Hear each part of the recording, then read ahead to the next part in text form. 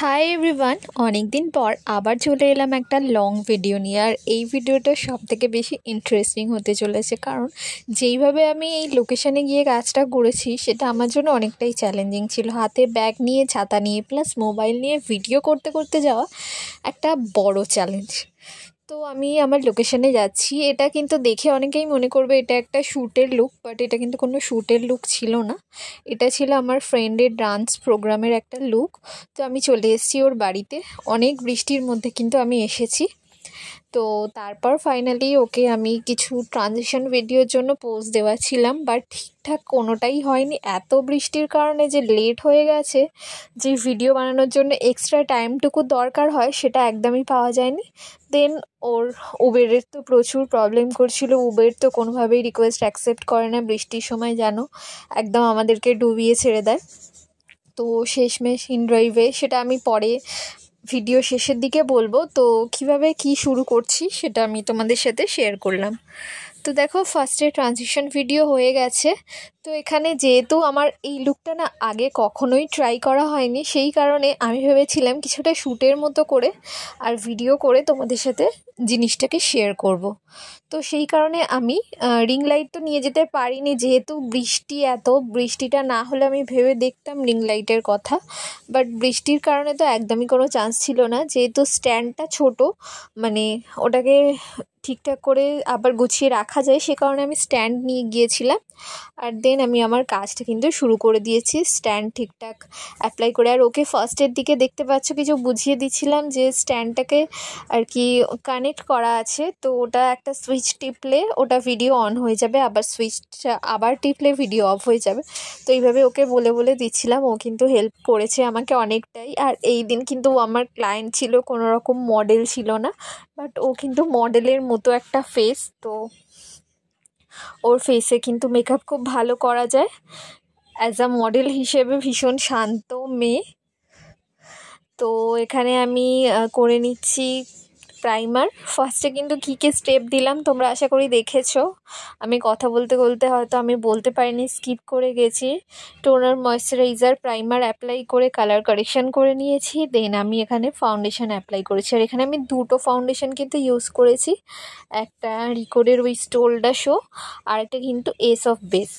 তো দুটোই খুব ভালো করে মিক্স করে নিয়েছি। যেহেতু অনেকক্ষণ থাকবে, আমি মেকআপটা শুরু করেছিলাম প্রায় 8:30 বেজে গিয়েছিল, আর শেষ করতে করতে মোটামুটি 11:30 বেজে গেছে। তার কারণটা তোমাদের সাথে শেয়ার করছি। যেহেতু আমি একা গিয়েছিলাম, আর এটা কিন্তু একটা মানে নাচের কার্নিভাল ছিল, সেই কারণে ওখানে কিন্তু পুরোটা খুব ভালোভাবে সেট করতে হবে। যদি কিছু খুলে যায় বা কিছু হয়ে যায়, তাতে কিন্তু ওরই সবার সামনে প্রেস্টিজটা হ্যাম্পার হবে। তো সেই কারণে আমি চেষ্টা করেছি যাতে একদম সব কিছু ঠিকঠাক থাকে আর ওকে সুন্দর লাগে, যেটা মেকআপের বা হেয়ারের কোনো রকম কোনো প্রবলেম না হয়।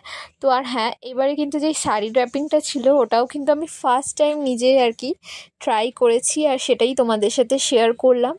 তো এখানে যেই শাড়িটা পরানো হয়েছে সেটা কিন্তু আমি ফার্স্ট টাইম ট্রাই করলাম। তো আন্টি আমাকে অনেকটা হেল্প করে দিয়েছিল, না হলে একা একা সত্যি শাড়ি পরানোর কিন্তু অনেকটাই অসুবিধা হয়। যদি যে ক্লায়েন্ট সে যদি কোঅপারেট করতে পারে তো খুবই ভালো, বাট তাছাড়া একা একা পরানো খুবই অসুবিধা। বাট কথাকলিকে সাজিয়েছিলাম, তো আন্টি আমাকে অনেকটাই শাড়ি পরাতে হেল্প করেছিল, কথাকলির মা। তো তারপর আমি সেইভাবে শাড়িটা পরিয়ে নিয়েছি। আর মেকআপটা নিয়ে কিন্তু ও আমাকে বলছে কোনো রকম কোনো প্রবলেম হয়নি। আর ওর কার্নিভালের আর কি ডান্সটা শুরু হতে হতে কিন্তু বিকেল 5টা বেজে গিয়েছিল। আর তারপর বাড়ি আসতে আসতে ওর প্রায় 8টা-9টা এরকম হবে। আর তারপরেই কিন্তু বাড়ি এসে ও মেকআপটা একেবারে রিমুভ করেনি। তারপর ও দিদার বাড়ি গেছিলো, দিদাকে লুকটা দেখিয়ে তারপর বাড়ি এসে ওর কিছু গানের ভিডিও বানিয়ে তারপর কিন্তু ও মেকআপটা রিমুভ করেছিল। তো অনেকক্ষণই প্রায় বলতে গেলে মেকআপটা ছিল। বাট যা হয় যে একটু অনেকক্ষণ থাকার পর মেকআপটা একটু তো এফেক্ট আসে, তো সেরকম একটু অয়েলি অয়েলি ব্যাপারটা চলে এসেছিলো। সেটা খুবই মানে ন্যাচারাল একটা ব্যাপার। যাই হোক, এখানে কিন্তু দেখো মেকআপটা অলমোস্ট আমার কমপ্লিট হয়ে গেছে। লাইনার পরিয়ে নিচ্ছি আর বাকি কাজগুলো আমি করে নিলাম। তো এই বৃষ্টির মধ্যে এরকম গিয়ে সাজানোর একটা অভিজ্ঞতা বেশ একটা অন্যরকম ছিল। এর আগের দিনও আমার কাজ ছিল, তো প্রচণ্ড পরিমাণে কোমরে ব্যথা শুরু হয়ে গিয়েছিল যে আমি কি করে এই কাজটা করব। আর আগের দিনও প্রায় ভিজে ভিজে আমি দুটো আলাদা আলাদা লোকেশানে গিয়ে কাজ করেছিলাম। দেন আবার এরকম একটা পরের দিনই আবার সকাল সকাল আমাকে যেতে হয়েছে। ওর বাড়ি আমার 7:30টার ভিতরে যাওয়ার কথা ছিল, বাট যেতে যেতে প্রায় 8টা বেজে গেছে। আর ওর মেকআপ ধরতে ধরতে প্রায় 8:20 এরকম হবে।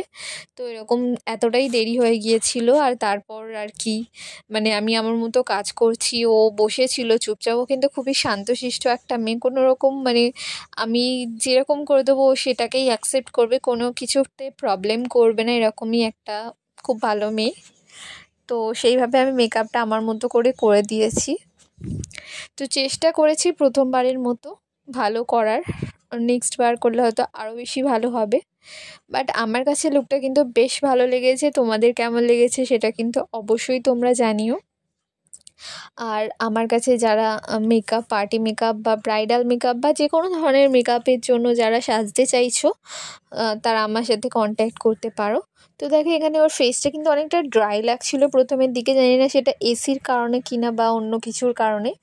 তো সেই কারণে আমি কিন্তু একটু ফেসটা যাতে গ্লো করে একটা মিস্ট অ্যাড করে দিয়েছি, হ্যালুরনিক অ্যাসিড, যেটা হাইড্রেশন প্রোভাইড করে ফেসে। দেন তো সেটাকে অ্যাপ্লাই করার পর তারপর আই মেকআপ যেটা বাকি ছিল সেটাকে আমি কমপ্লিট করে নিচ্ছি। তারপর ফিক্সার দিয়ে পুরোটা সেট করে নিয়েছি। আর ফিক্সারটা একটু আধো ভেজা ভেজা অবস্থায় তার মধ্যেই কিন্তু আমি অ্যাপ্লাই করে নিচ্ছি হাইলাইটারটা। এইভাবে অ্যাপ্লাই করলে কিন্তু হাইলাইটারের গ্লোটা অনেকটা বেশি হয়। তো যেহেতু ও ডান্স করবে তাই আমি এক্সট্রা করে কোনো স্ট্রোব ক্রিম বা লিকুইড হাইলাইটার অ্যাপ্লাই করিনি, কারণ ডান্স করতে করতে ঘাম হলে এমনিই ফেসে অনেক কিন্তু গ্লো চলে আসে। তো তোমরা দেখতে পাচ্ছ এখানে কিন্তু মেকআপ অলমোস্ট কমপ্লিট। এখানে শুধু আমি লিপস্টিকটা পরিয়ে নিচ্ছি। তো কিন্তু লিপস্টিকের ব্যাপারে খুব সিলেক্টিভ, কিন্তু আমাকে কখনোই কিছু বলেন, আমি যেরকম মেকআপ করি বা যাই করি ও কিন্তু সবটাই কিন্তু খুব ভালোভাবে মেনে নেয়। যাই হোক, সেটা আমার খুব ভালো লাগে যে এরকম একটা ক্লায়েন্ট বা বন্ধু পেয়েছি যে আমার জিনিসগুলোকে অ্যাকসেপ্ট করে খুব সুন্দরভাবে। তো দেখো এখানে মোটামুটি লিপস্টিক পরানো কমপ্লিট। এরপর ওর মুখ থেকে কিন্তু রিভিউটা শুনে নাও ওর কেমন লাগলো। Thank you so much Momita, আমাকে এত সুন্দর করে সাজিয়ে দেওয়ার জন্য, এত ধৈর্য ধরে এত বৃষ্টির একটা দিনে তুই এত কষ্ট করে এলি আমাকে সাজিয়ে দিলি। Thank you so much. আজকে আমার একটা স্পেশাল ডে, বিকজ আজকে আমার একটা ডান্স প্রোগ্রাম আছে, আর সেখানে মারাঠি একটা কার্নিভাল আছে।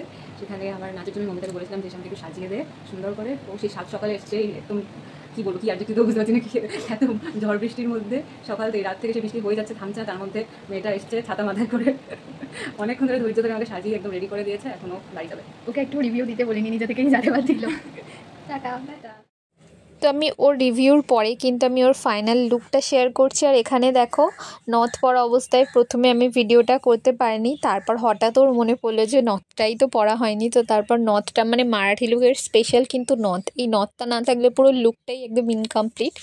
তো নথটা দিয়ে পুরো ওভারঅল লুকটা কিন্তু আমার ওর ওপরে বেশ ভালো লেগেছে। তোমাদের কেমন লেগেছে অবশ্যই জানিও।